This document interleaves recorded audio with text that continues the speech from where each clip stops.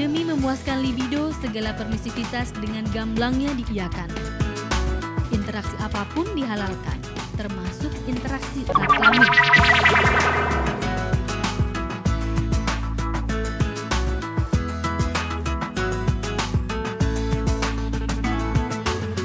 Bisnis karaoke bisa dikemas menjadi apa saja. Dan di dunia yang semakin materialistik dan liberalistik ini, seks yang berdaya jual tinggi itu pun tak urun disisipkan. Satu persatu pesona biusnya mulai merangsek tempat-tempat hiburan, hingga membuminglah fenomena karaoke plus.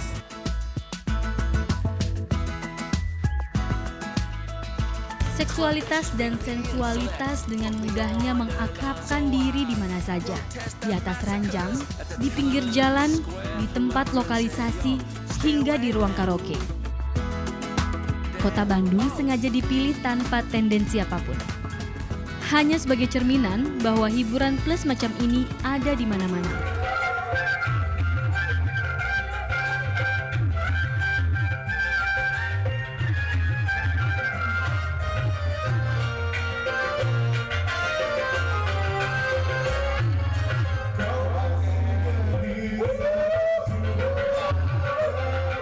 Diawali dengan memandu lagu, melayani sang tamu saat bernyanyi, hingga memandu dan melayani sekaligus dalam artian dewasa. Peran eskortisme gadis pemandu lagu kian berkonotasi negatif dengan sentuhan tak senonoh pria pemburu kenikmatan sesaat. Tangan, gerayangan kemana-mana, ya kan, kebagian yang vital lah.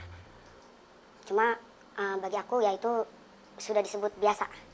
Karena kan aku juga kerja kan udah lumayan lama. Jadi resiko lah. Seiring alunan musik yang terus membahana, seks mengisi celah dengan amat lentur dan sangat biasa.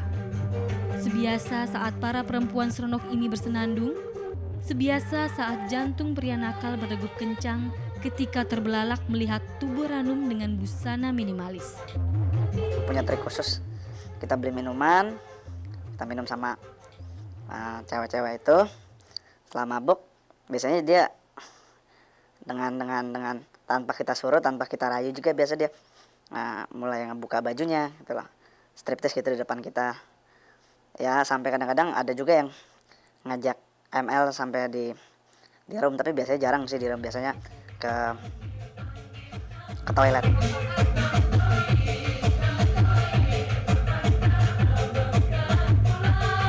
Berolah vokal pas-pasan dan berbekal pesona fisik yang aduhai, para karaoke girl ini sanggup menghidupkan atmosfer erotisme dalam ruang yang tak seberapa luas. Dengan kebisaan itu, mereka harus menyulap diri menjadi magnet penguras pundi-pundi uang lelaki hidung belang.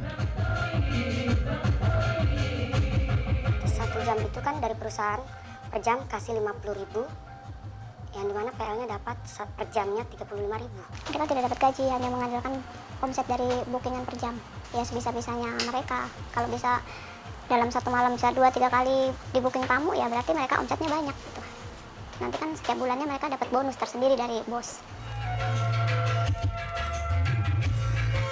Dalam waktu singkat, si pemandu harus bisa memanjakan klien luar dalam. Dan bila sang klien terpuaskan, bukan tak mungkin transaksi berlanjut di tempat lain.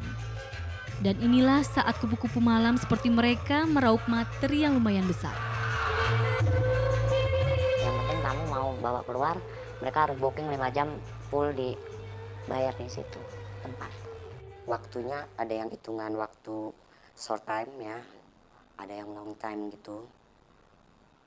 Biasanya untuk short time itu standar rata-rata 300.000.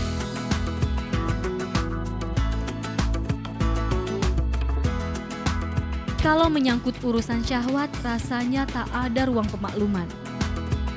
Demi memuaskan libido, segala permisivitas dengan gamblangnya diiyakan.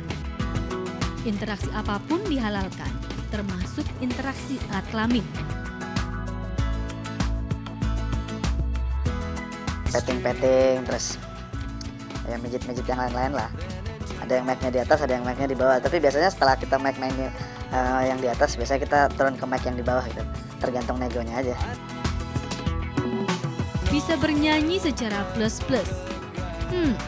Mungkin yang ini membuat tempat entertain plus jenis ini punya banyak nilai plus ketimbang tempat prostitusi lainnya.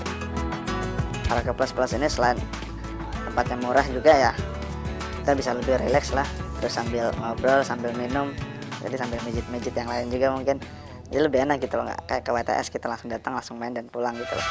Tapi kalau soal resiko, dalam bisnis karaoke plus dan bisnis esek-esek apapun, semuanya sama saja.